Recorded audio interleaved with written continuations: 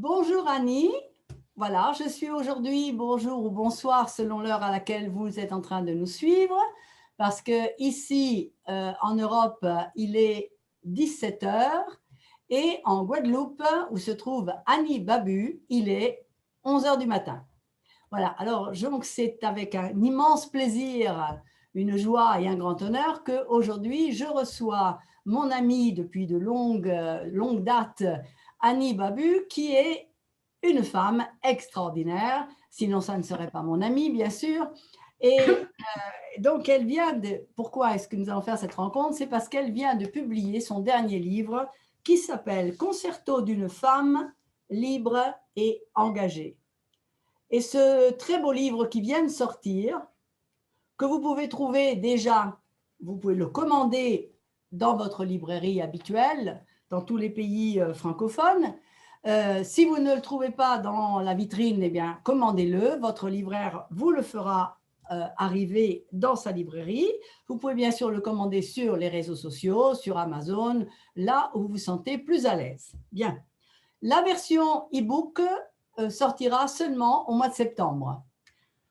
Alors, avant de donner la parole à Annie, je voudrais vous rappeler que donc, nous avons décidé, comme il n'est pas possible de parler d'un livre aussi important que celui-ci en 5 minutes, et qu'on ne peut pas bien sûr passer non plus 1 heure devant nos écrans, donc nous avons décidé avec Annie de faire plusieurs petites courtes interviews de cette façon, disons des rencontres, un espèce de bavardage entre amis que nous allons partager avec vous, où elle va, sans dévoiler bien sûr le livre, parce que ce n'est pas la peine de vous raconter le livre, sinon ce n'est pas la peine que vous le lisiez ensuite vous-même, mais pour vous donner envie de découvrir le concerto de cette femme libre et engagée.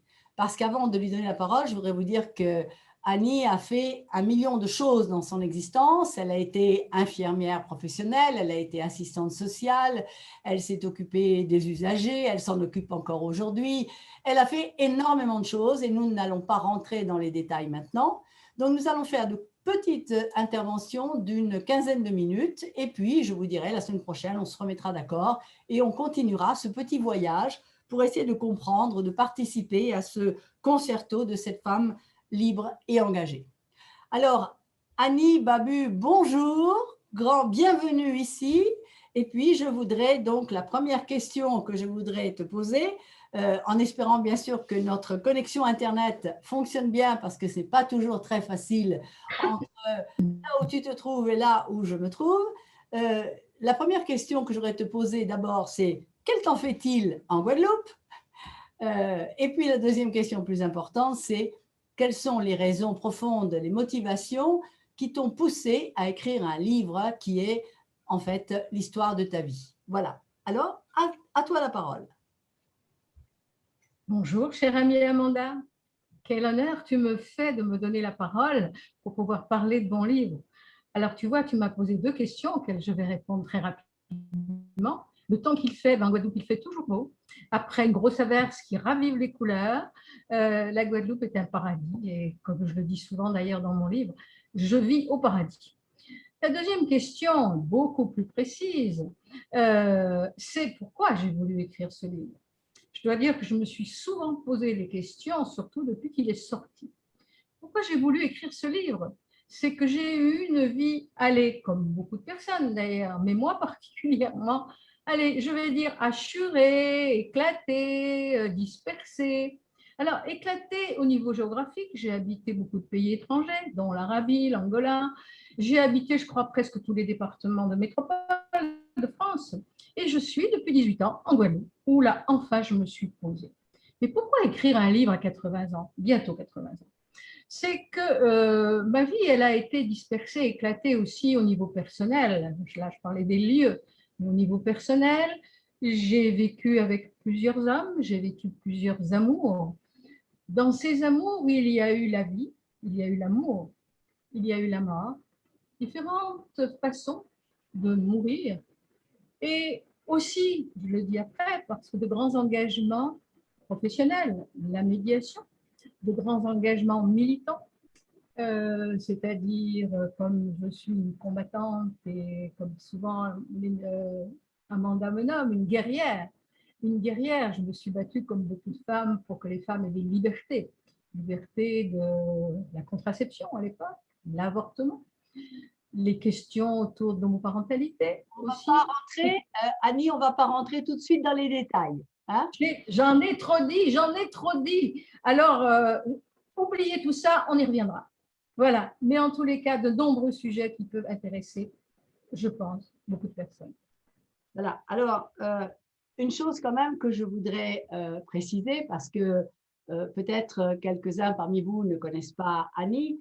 Annie Babu, bon, elle vous a déjà dévoilé qu'elle est sur le chemin des 80 ans, même si elle quand vous la regardez, quand vous l'écoutez, vous n'avez absolument pas l'impression qu'elle a un tel parcours.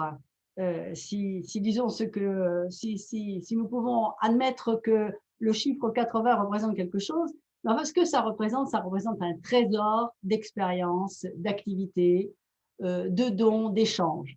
Et je voudrais me permettre de dire, pour vraiment essayer de vous intéresser tous à nous suivre, que Annie, c'est une femme qui est une femme d'un très grand courage, c'est ce que j'appelle donc une guerrière de la lumière, comme dirait Paulo Coelho, l'écrivain brésilien. C'est une femme qui a un très grand courage, qui a aussi le goût du risque, parce qu'elle a pris, vous verrez en lisant son livre, elle a pris de nombreux risques dans sa vie. C'est une femme de grande valeur et qui croit dans ses grands choix, dans les choix qu'elle fait dans sa vie, dans toutes les batailles qu'elle a fait et qui va jusqu'au bout de ses choix. Voilà. Donc ça, je crois que c'est quand même un élément important qui vous fait comprendre que ce n'est pas un livre comme les autres parce qu'il n'a pas été écrit par une femme comme les autres. C'est une femme qui est en quête constamment de vérité, de comprendre, de compréhension de ce qui est autour, qui a également une recherche spirituelle, mais qui a cette grande ouverture d'esprit qui la porte à laisser libre chacun d'entre nous de faire ses propres choix. Bien. Alors, ça, c'est pour donner un petit peu, quand je vous disais qu'elle a le goût du risque, je vais vous dévoiler un petit aspect qui m'a fait vraiment, vraiment sourire, parce qu'à un moment, vous riez en lisant son livre. Elle est allée jusqu'un jour à s'habiller en homme pour descendre dans une mine. C'est vrai, n'est-ce pas? Elle s'est habillée en homme pour pouvoir descendre à l'intérieur d'une minière. Voilà, d'une minière. Bon, et après, vous le trouverez à l'intérieur. Donc, c'est quand même pas n'importe qui fait ça à l'époque où cela s'est passé. Alors maintenant, je voudrais quand même poser une deuxième question à Annie, parce que bien sûr, le temps va aller très vite, si on ne veut pas rester 3/4 d'heure en train de parler. Dans le fond, ce livre, Concerto d'une femme libre et engagée, et il part depuis ton enfance, ta petite enfance, jusqu'à aujourd'hui. Ça veut dire que tu voyages dans différentes époques. Et alors, bien sûr, pour des gens qui arrivent qui n'appartiennent pas exactement à la même année de ta naissance, mais un petit peu avant, enfin moi je fais partie de celles qui sont nées un petit peu après toi. Donc il y a bien sûr des passages à l'intérieur de ton récit qui m'interpellent, qui me touchent, qui m'intéressent, ou parce que j'ai vécu certains moments de cette histoire, ou parce que j'en ai entendu parler, parce que bien sûr le lecteur ou la lectrice de ton livre peut ou avoir vécu certains moments que tu racontes, certains épisodes que tu racontes, ou bien peut également avoir entendu parler par la mère, par la sœur, par leur grand-mère, ces fameuses batailles que tu racontes. Alors, il y a une question que je me pose et que je voudrais te poser, c'est à qui est destiné ce livre? Est-ce qu'il est destiné à une génération très particulière ou est-ce il peut s'élargir comme enseignement, comme expérience que tu partages à d'autres générations? Quel est selon toi le lectorat de ton livre? La question est vraiment très, très intéressante parce que quand je l'ai écrit, je me disais pour qui j'écris. En le relisant, et tu l'as très bien dit, mon livre parle de ma naissance. Il parle même d'avant ma naissance, parce que je parle beaucoup de comment mes parents m'ont attendu pendant 7 ans. On avait dit à ma mère qu'elle n'aurait pas d'enfant, elle en a eu 7.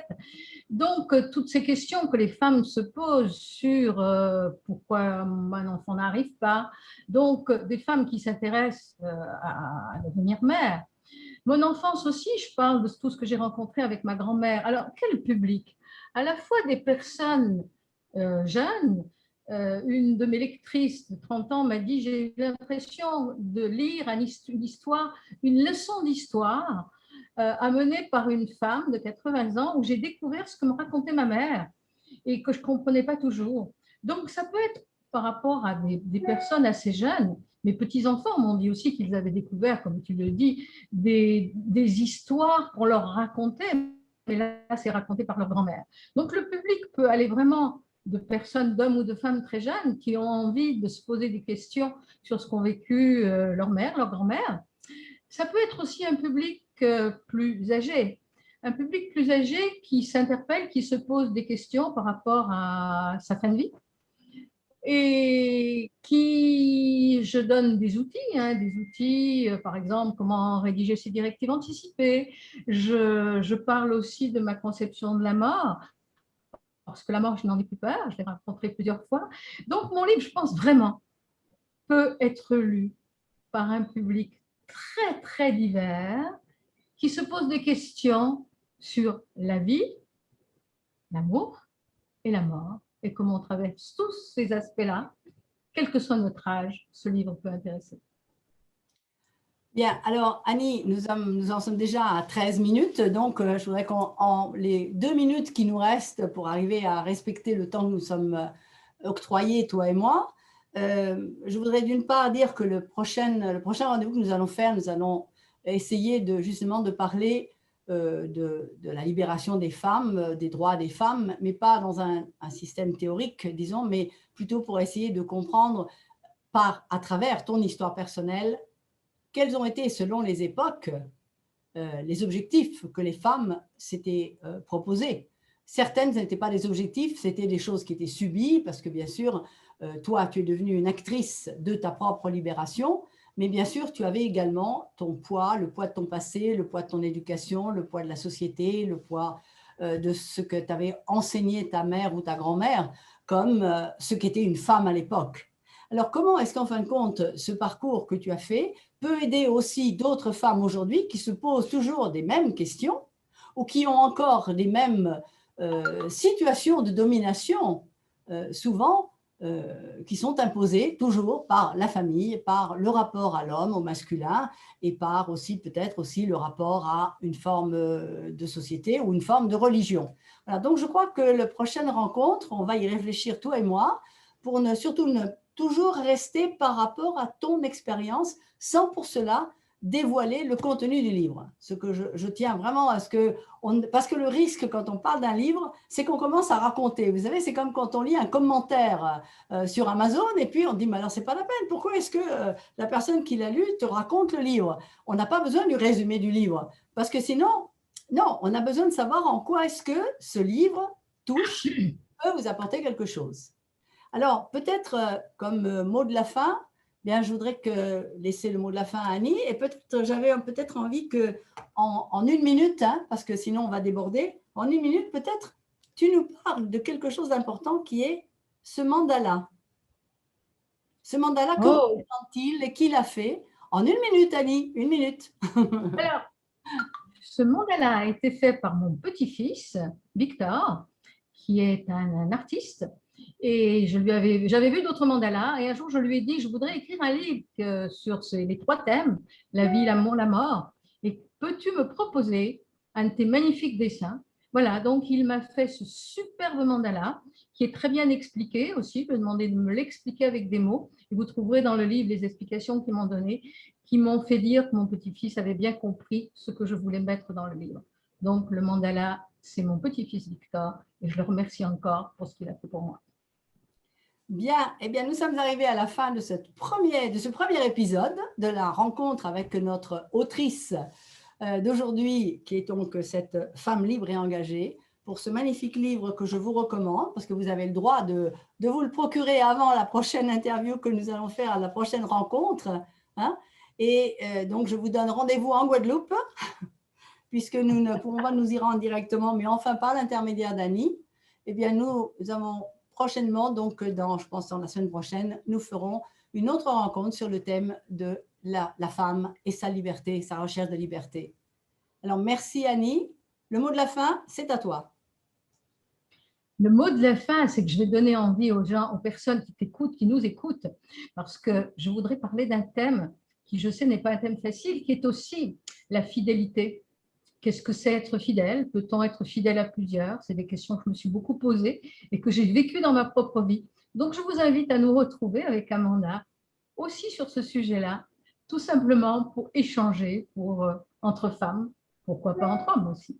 Merci encore Amanda pour cet échange. Un grand, grand merci et je vous envoie tout le soleil de la Guadeloupe et surtout toutes les couleurs de la Guadeloupe et la belle énergie qu'il y a dans ma petite île Papillon. Merci, à bientôt, au revoir à tout le monde.